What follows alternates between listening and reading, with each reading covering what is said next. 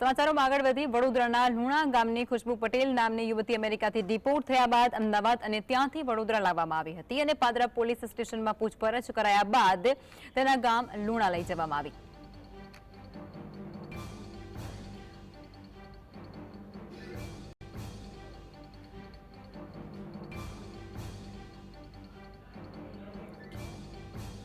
તો પાદરા પોલીસ સ્ટેશનથી ખુશ્બુ પટેલને પરત ઘરે લઈ જવામાં આવી છે। અમદાવાદ એરપોર્ટથી સુરક્ષા સાથે વડોદરા ખાતે લઈ જવામાં આવી છે।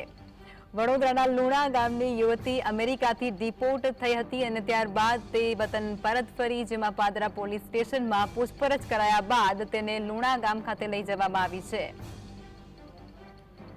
તો અમેરિકાથી જે ગુજરાતીઓને ડિપોર્ટ કરવામાં આવ્યા છે તેમાંથી 33 જેટલા ગુજરાતીઓ હોવાનું સામે આવ્યું છે અને તમામ લોકો ગઈકાલે અમૃતસર ખાતે પહોંચ્યા હતા અમેરિકાથી, જેમાંથી આજે વહેલી સવારે જ તે તમામ 33 લોકોને ગુજરાત લાવવામાં આવ્યા હતા અમદાવાદ ખાતે, અને અમદાવાદ ખાતેથી તેમની પૂછપરછ પોલીસ દ્વારા કરવામાં આવી હતી।